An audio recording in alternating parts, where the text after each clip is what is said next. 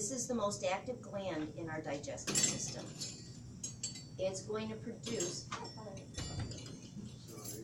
interrupting. No, come on in. We're just having a health talk.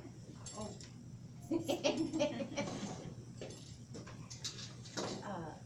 This gland is the most active one in the digestive system.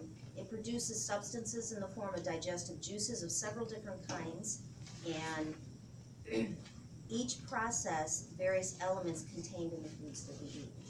Okay? When I see a lot of adult onset type 2 diabetes, that tells me that their system has been struggling for digestion, where the pancreas was having to take up 90% of the workload for too long. Okay? Children that end up with type 1, it's a totally different scenario. Okay? But type 2 diabetes is almost always brought on by diet and lifestyle. Okay? Those are people that loved their pop, loved all their refined sugars, they overate a lot of the breads, pastas, those kind of things. Okay? Sugar overload.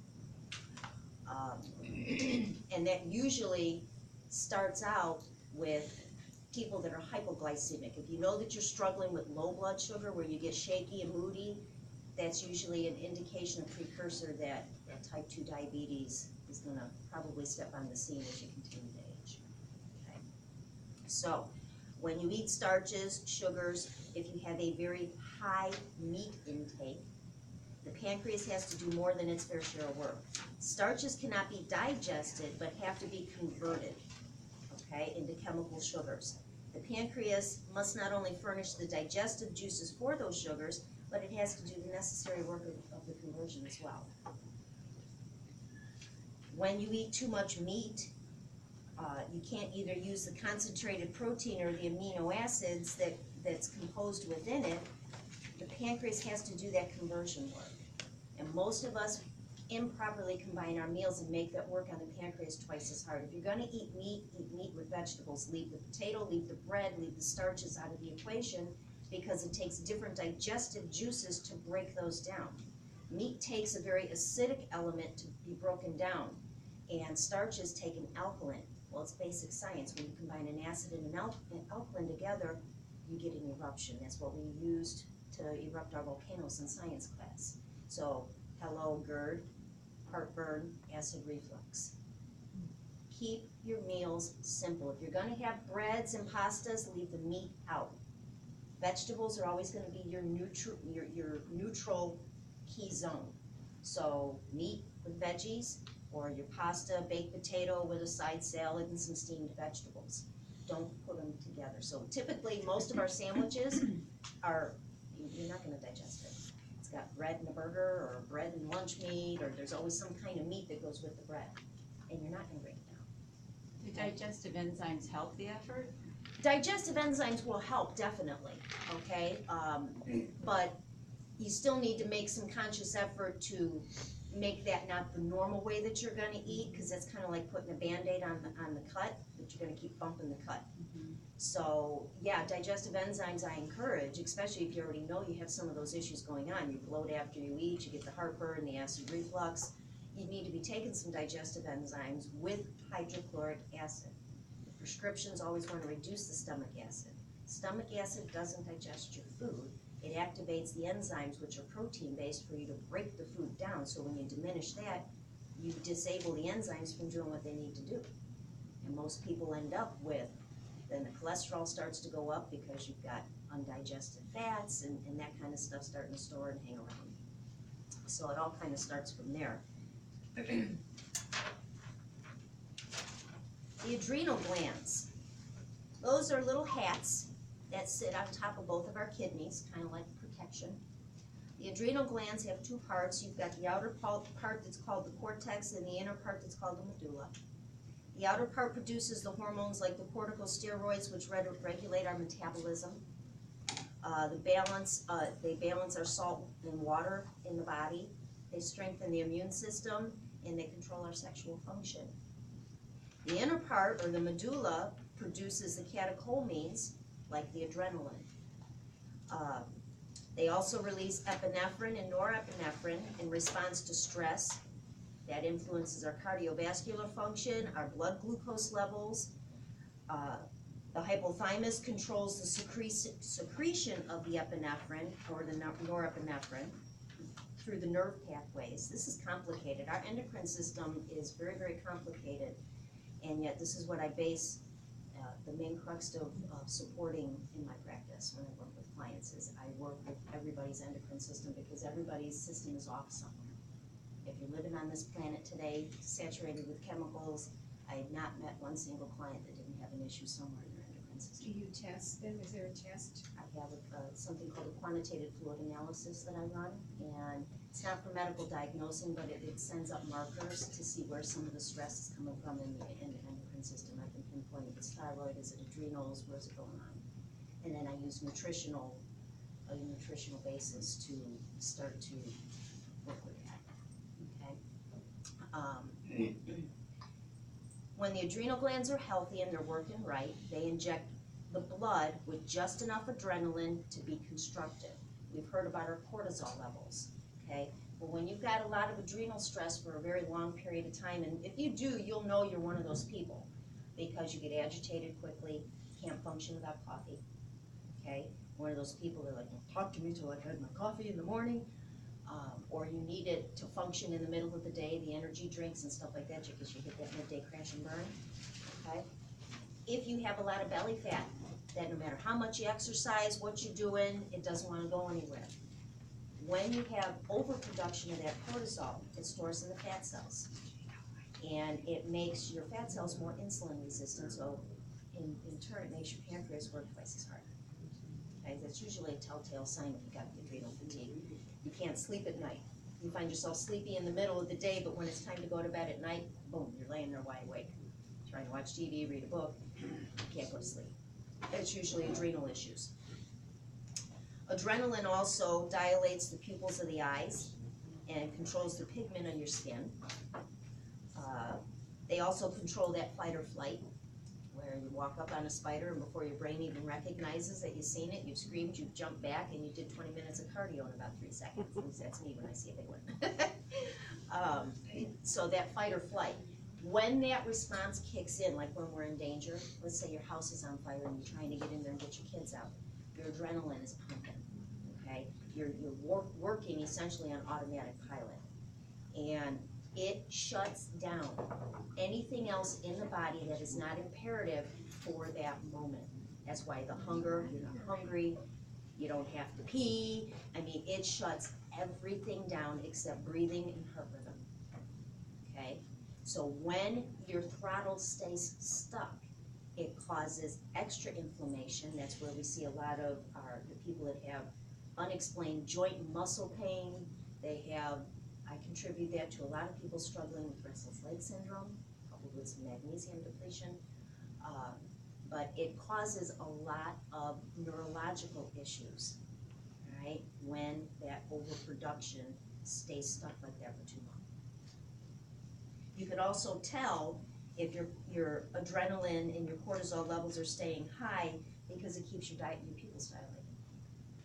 Okay? When you're in that fight or flight mode, your pupils will dilate.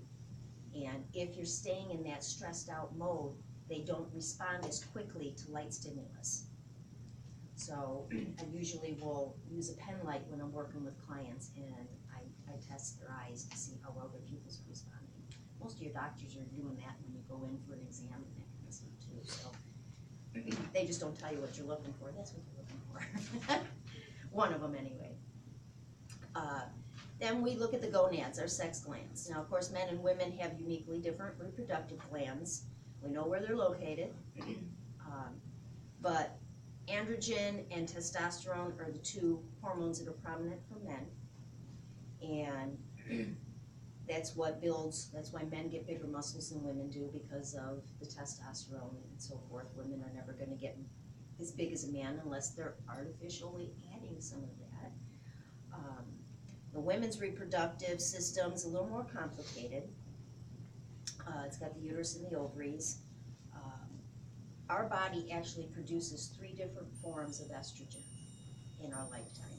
The estrogen that we're born with as babies is different than when we start hitting that adolescence So you've got what we label E1, E2, and E3. E2 is what we go through in our teens when the breasts start to grow and our hips start to change, we start to get shapely. And then as we start to transition into menopause, we produce the E3, which your body will always produce estrogen. It's just a different type of hormone. It's no longer meant to be the more prominent of the hormones. Progesterone is the balancing. Now, for women that have had total hysterectomies, you've got an issue. That's why they do hormone replacement therapy, because the ovaries produce your progesterone. So when you've had a hysterectomy, they take that away. So the adrenals can kick in and help with some. They will actually transfer and start to pick up the slack for a woman. But you have to supplement with that, and that's where the progesterone cream or the progesterone oil is in. Depending on if you're feeling like you're going through a menopause from hell with the hot flashes, the mood swings, you're holding water, all of the negative aspects of menopause, I actually recommend doing the progesterone oil because it takes less to get the job done and you can control it by drop versus trying to control the size of a dime of the cream and so forth. If you're just having some PMS and you're noticing some menopausal symptoms, you can probably get by with the progesterone cream, which is made from wild yams. But if you've got more severe symptoms, even women that have the PMS where they've got all the big bleeding breakthroughs and the clotting issues and stuff like that, I recommend the progesterone oil because we can control the dose better and get you where you need to be faster than trying to guess with the cream.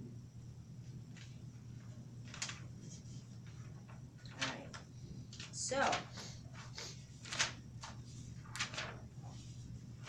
I'm going to tell you where some of these imposters are hiding in your houses. Starting with the pantry. You look on your food shelves, most processed foods contain some kind of undesirable. Okay? It's either going to be in the packaging itself or the ingredients.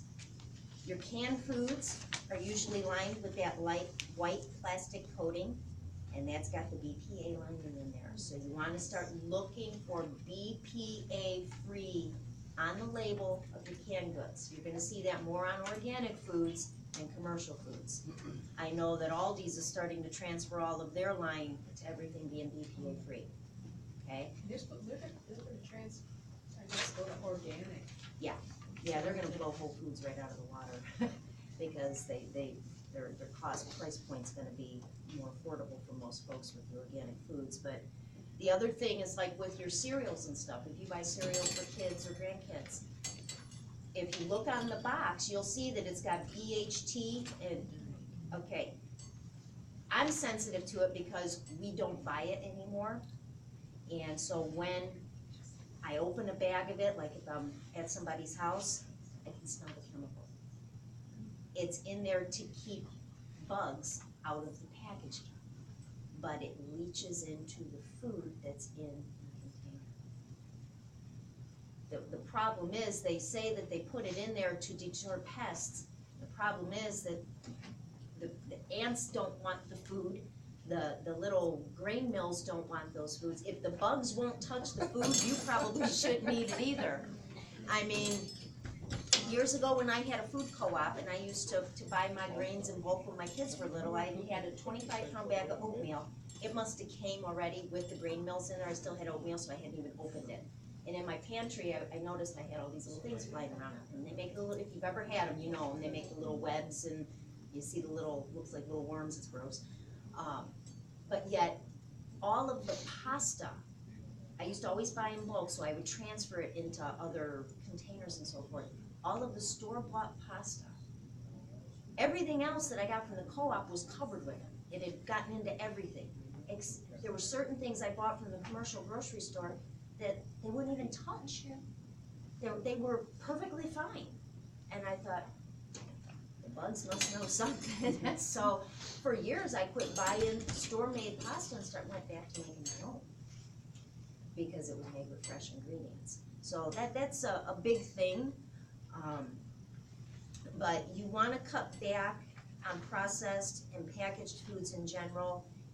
You want to get what you can that's in regular paper containers or glass. jars. Stay away from a lot. Don't ever buy your cooking oil in a plastic bottle, folks. Glass only. Because the oil in particular will leach the petroleum chemicals from the oil bottle that's stored in. Everything's, yeah, there's more and more, a lot of your oils are now going back to glass jars. You'll see them in the green amber, you know, the amber jars, the green jars, glass only. You know, I heard one of the worst things you can eat is microwave popcorn. Well, it's got a lot of carcinogens and stuff with the type of oil that they put in the bag to make it pop and give it that buttery taste. Just use an air popper. Yeah, I was shocked. Or the old fashioned way, remember putting the butter in the bottom and then just kind of shaking it over the burner in a Dutch oven. But air poppers are real quick. You just pour it, pour them in there, turn it on, and it shoots it out. The refrigerator, let's move on to the refrigerator. Milk, if your milk and burgers aren't organic, I guarantee you that those meats in the milk are gonna have synthetic estrogens. That makes the cattle get fatter faster. And it increases their milk production. They overstimulate the cows to produce more milk. And you end up with a whole lot of pus and disgusting stuff in the milk because they get ulcers on the udders. They're using machines to milk the cows. And so those sores get infected, and it's really a disgusting process. If you ever visit a dairy farm, and I'm not talking about Great Oaks because, or Fair Oaks, yeah, thank you. You know, they've got, you know, where people can see and stuff like that. I'm talking about just regular commercial farming. It'd blow your mind. Plus they stay pregnant for like 4 years, right? To produce the milk. Well, They induce. they keep giving them once they've had a calf, Yeah. they just keep injecting them with the hormones to keep their milk production up. They don't keep having to have babies after that. They can keep a mother cow milking for up to 3 years Right. off of one birth. And that's by artificially stimulating the milk production. They beef up the prolactin production so it keeps producing milk. So now they say that it's hormone free. I mean, even Aldi has hormone free. Yeah. That means that Is it really? the cows are not being injected with that hormone. So, but the milk is still being pasteurized. It's raw, of course, is better, but you Can gotta, you even buy raw milk? you gotta jump through a whole big circus amount of hoops to get it. You gotta say that you're buying a share in the cow, and you gotta sign a paper for that, and it's like $9 a gallon, and I'm like, you know what, we're the only mammal that drinks milk past the whelping stage. I could do without it. You don't need it. You really don't need it. We are the only mammal that drinks milk past the weaning stage. Pesticides that are of course on the food that the animals are fed. Xenoestrogens are super concentrated in the animal's fat. So if you're eating a lot of pork or meat that's very fatty, all the toxins are gonna be in the animal fat. We're all doing a lot of, we've been told it's healthier to buy boneless, skinless chicken. I disagree. You need to buy your chickens with the skin still on for a couple of reasons. You tell a lot by the health of the bird from the color of the fat that's under the skin. If it's that nasty yellow color, the bird was sick, and it was force fed. If it's pink and almost translucent, it was a healthy free-range bird. The bone marrow that's in the bones gives certain health elements when you're cooking the meat. So you need the skin on, because you need the healthy fats, guys. We keep being told that fat is bad. It's not. Every cell and neuron in your body is fat protected. So a lot of these people on cholesterol medicines, that medicine can't go in there and differentiate between the good, bad, and the ugly. It's gonna interfere with all. And then you see that most of those people taking cholesterol medicine for any extended length of time end up on some kind of antidepressant or anti-anxiety medication because they feel like they're losing it. Every cell in your brain that coupled with a neuron has a fat cell protector. And when you start taking those medicines, it depletes all of that. So it can't, it's kind of like when you plug in your outlet, you've got a grounding wire. That's what keeps you from getting electrocuted. Well, you need those healthy fats to conduct all the electrical current on the surface of your heart. What happens in the brain conduction, it all goes hand in hand. So you need the good fats. I have all my clients eating tons, and I mean tons, of butter, real butter. I have them on a lot of oils, and their cholesterol goes down, their triglycerides improve, their weight starts to come off, they're sleeping better, they're thinking better, their memory comes back. You need fat, it just has to be the right kind, okay? And butter is good? Real butter, not margarine. No, Margarine's no. one molecule shy of liquid plastic, so, yeah, No, but real butter. real butter. What are the other things?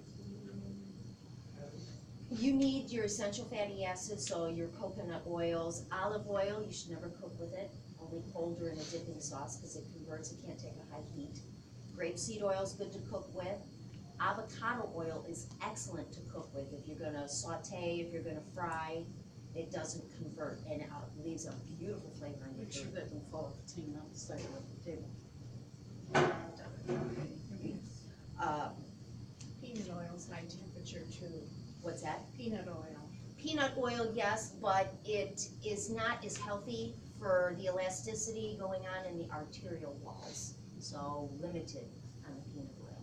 Now sauteing with olive oil, what's the problem with It converts to a trans fatty acid because the molecules are too sensitive to the heat. It should be used So it only, becomes a trans fat? you should only use it cold or for like your salad dressings or a dipping sauce after you've cooked something. How about coconut oil? Well, coconut oil takes a high heat, so you can fry with it, you can saute with it. I mean, coconut oil is like a multi-purpose, use it for hair conditioner, put it on your skin. I mean, it's great for sunburns. There isn't anything you can't do with coconut oil. Peanut butter is okay? It's very healthy. I highly encourage it. Okay, yeah, I like butter. Is that what the literature is saying out there? For the butter, Yeah. well, Because I just read olive oil, and I've been cooking with the olive oil. A lot of I know people have- butter's good, but a lot of people have been cooking with the olive oil, and those that are struggling with their cholesterols, the more that they cook with the olive oil, they find that when they get their blood work, they're still struggling, okay? Usually what I tell my clients is, and because for the last 30 years, I eat, sleep, and breathe nothing but food and nutrition, I don't follow a lot of what the standard medical dietary association follows, because the food pyramid is upside down as far as health.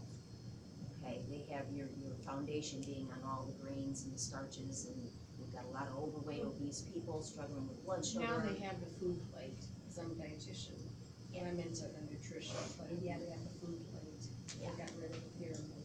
That's a good thing, because it wasn't helping. No, it's making people fat, I mean. Well, it's making them sick and unhealthy, and, but basically, what I tell my clients is, give me 2 weeks eating my way, and then you be the judge after that 2 weeks, how you feel before and after. You need the butter. If you take some of your other oils and put them on your hands and run them under hot water, okay? If you heat up some olive oil, saute some in a pan, right. let it cool off, put it in your hand, turn on the hot water under your sink, see if it just washes off your hand. Okay, you're gonna need some soap to get it off. Do the same thing with butter. Just take some softened butter, rub it on your hand, turn the hot water off, it will melt off your hand. I mean, I'm all for it, I Butter like butter, is, but you need I the just- healthy fat, you really Okay. need the healthy I fat. have a question. When my granddaughter is dairy free, so she can't have butter. So what would be the substitute then? The butter, if she's got a dairy allergy, the butter's not gonna bother her. Yeah, well, no, she can't have any dairy. Okay, that's mainly drinking the dairy for the lactose issues. No, it's actually a dairy allergy. Okay. You can substitute with coconut oil as a butter substitute. You can, most people that have a dairy allergy though, you can also use the ghee, which is a broken down version of butter, but it still leaves the healthy oils in place. So that's a substitute that most people, if they've got some serious dairy issues going on, they can manage with that one. But walking back through your refrigerator, I recommend that you guys pull up online the Dirty Dozen. You can Google it, and that's gonna tell you for your fruits and vegetables what has the highest chemical load as far as pesticides and stuff like that. So in other words, not all produce needs to be organic, okay? Like avocados, they don't spray those with a lot of chemicals. The worst case scenario is the soil's depleted, okay? the crops that are sprayed the most are the ones that they have to worry about insect damage and stuff like that, so your apples and things like that. So there's certain things you don't wanna compromise with being organic, and other things you get some leeway on, okay? If you're a coffee drinker, you really need to be willing to invest in paying a little bit more for the organic coffee, though, I will throw that out there. Because, or doing the fair trade coffee, where things are regulated a little bit better on how the crops are treated, because your non-organic coffee and non-fair trade coffee, there's really, blow your mind if you've seen what's allowed for them to fertilize some of those coffee bean fields with. Coming from Colombia is where a lot of the coffee's imported from, and I mean, they will empty outhouses and use human excrement to fertilize the fields and grow the coffee beans there. It's really gross. What about grinding your own coffee instead of buying pre-ground coffee? Yeah, if you get if you've got a coffee grinder, they make electric ones now to make it kind of quick. You know, you can get a little bit healthier coffee that way, because any kind of a seed like that in a bean, once you crack it open, it gets rancid faster, the oils get a little more acidic in there, so grinding fresh is of course healthier, and the flavor and the aroma of the coffee is a lot more well. So, cooking with plastics. Don't heat your food in a plastic container. It's gonna cause the xenoestrogens and the chemicals to leach out of the container into the food. Styrofoam containers contain BPA. Even drinking coffee out of those styrofoam cups, bad news. Never microwave your food in anything other than a glass container or on a paper towel. Don't microwave in the plastic. Have you ever seen how your plastic gets pitted if you've microwaved in there? Okay? It's melting that into your food. Don't even put saran wrap on your food in the microwave. Just cover it with a paper towel, right? What if you buy the dinners like Healthy Choice or Lean Cuisine? Those are in plastic. That's what I'm They're saying. healthy. The food, yeah, that's what I'm saying. But that doesn't mean the packaging is doing you an ounce of good, so you're kind of neutralizing one for the other. Is it okay really to use the microwave though? You know, we have one, but we very seldom use it for a whole bunch. I mean, microwave chicken, it comes out rubbery, it's nasty. I'd rather just warm the oven up and take a few extra minutes and reheat leftovers in the oven. I recommend getting a toaster oven. You can go to a resale shop or the flea market and pick one up for $3, $4, $5, and it heats your food up almost as fast as a microwave, because it's small, so it heats up quicker, healthier. Microwave kind of takes Humpty Dumpty apart and doesn't put them back together again. That's why your food gets hot in the center and works its way out.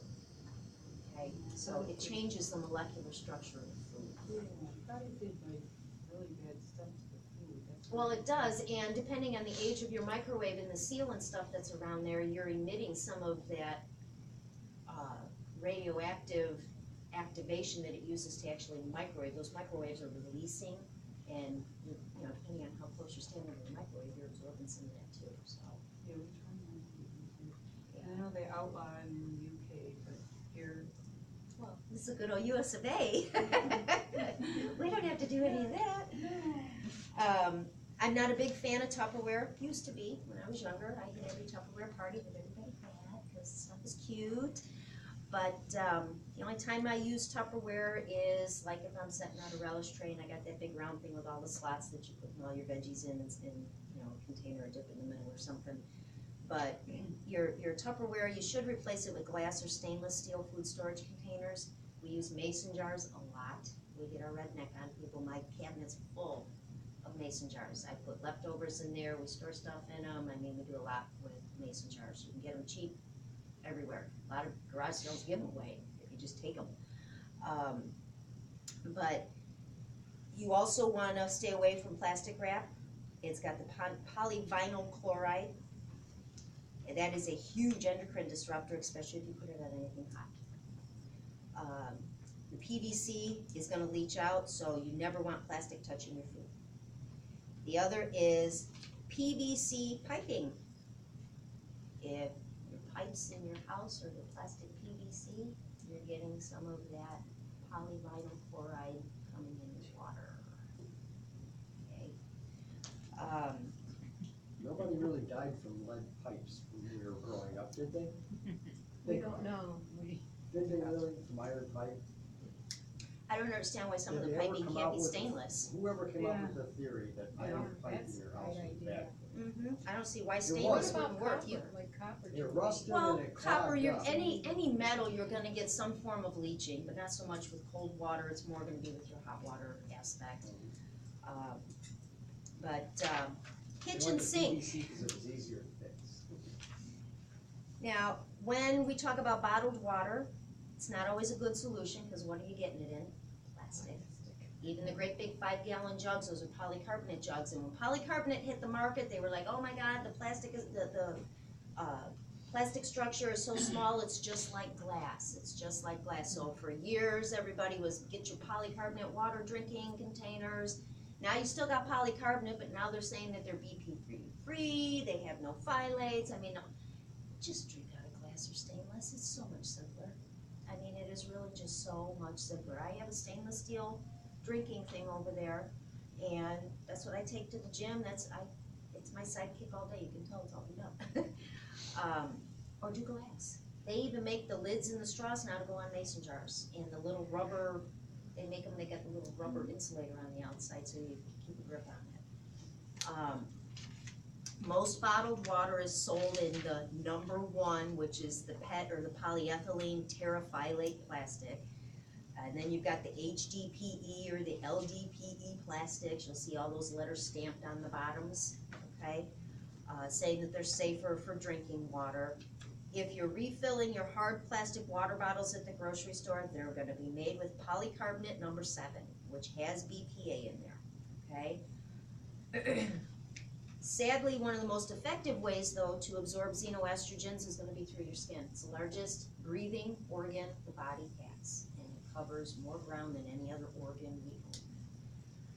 Lotions, creams, makeups, foundation, nail polish remover, deodorants, other personal care products are gonna be loaded with these estrogens, or xenoestrogens, in the form of parabens, phthalates, and other chemicals. There's a list of them, so I'm not gonna read those to you, because half of them you can't even pronounce. You wanna use personal nail care products and nail polishes that are clearly marked paraben-free. They cost more, but they're there. They don't have as long of a shelf life. Some of the more natural nail polishes and stuff that are on the market now will actually start to mold if the bottle gets too old.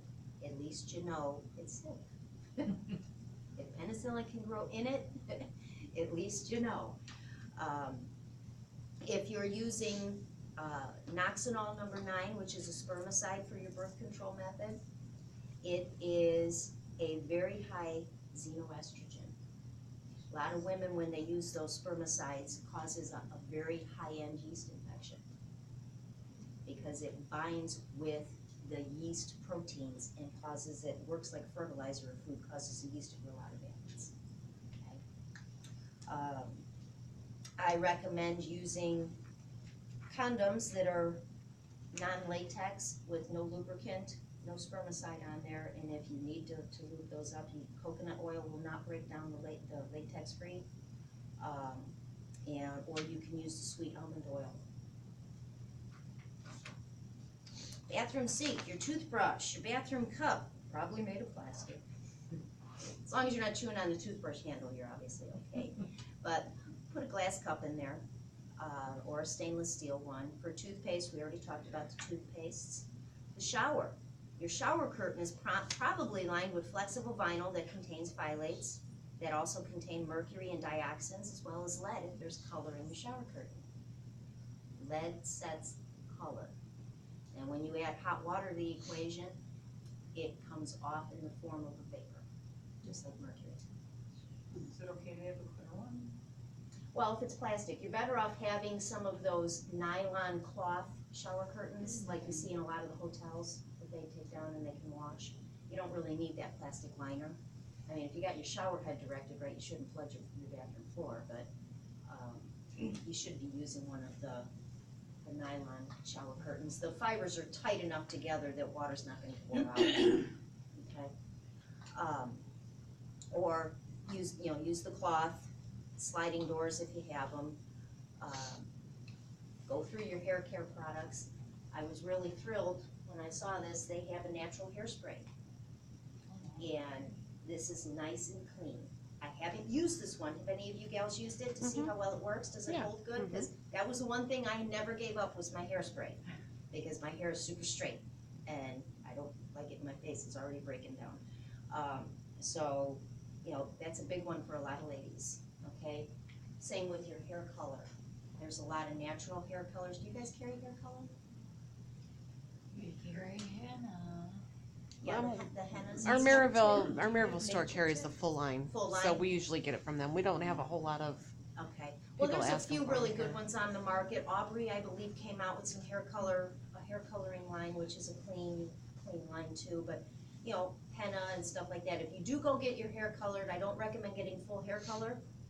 Do the highlights, have them put coconut oil on your scalp before they put the sheet, so none of the chemical touches your scalp. Have them do just the highlights, that's how I do mine, and, you know, do it that way. But if you do your own hair at home, try and get, you know, go to a health food store. Baum's has got 3 locations. They said their Maryville store's got a bigger line of good natural hair color. Check it out. You have to do it a little closer together than some of the stuff you're getting done at the salon. But think about where the chemical's going, guys. It's right here by the brain center. And it's gonna absorb into your skin, through your scalp. How many of you have ever done it, had all that burning and tingling sensation? That's going straight in your bloodstream, right to the brain. Okay? Children, let's talk about the baby's room. They're more sensitive to xenoestrogens and endocrine disruptors, sadly, because their bodies are smaller, so are their livers. Any room belonging to kids, you've got your baby bottles made from rigid number 7 plastic. That's got your bisphenol A. Flexible bag liners are made from number 4 LDPE plastic. Then you got the plastic toys that are going to contain the phthalates. Then there's the flame retardants used in their bed clothing and their clothes. If you don't know what type of plastic it is, don't give it to a kid, especially if they're going to put it in their mouth. You're seeing a lot more of the natural toys hitting the market, back with some of the wooden toys are coming back up that aren't painted and all of that stuff. Cloth toys. Start going with some of those and ditch a lot of the plastics. Laundry room. We talked about dryer sheets, we talked about laundry detergent. You want to get rid of all of those. They've got some nice alternatives up here that are cleaner products to use for washing your clothes, all right? Fabric softener, I wouldn't use it. If you're worried about static in the winter time, you can spray a little bit of vinegar. I take some cotton or some sponges, cut them up in strips, keep a little mason jar with some vinegar in there, dip the sponge in there, squeeze it out, throw it in the dryer.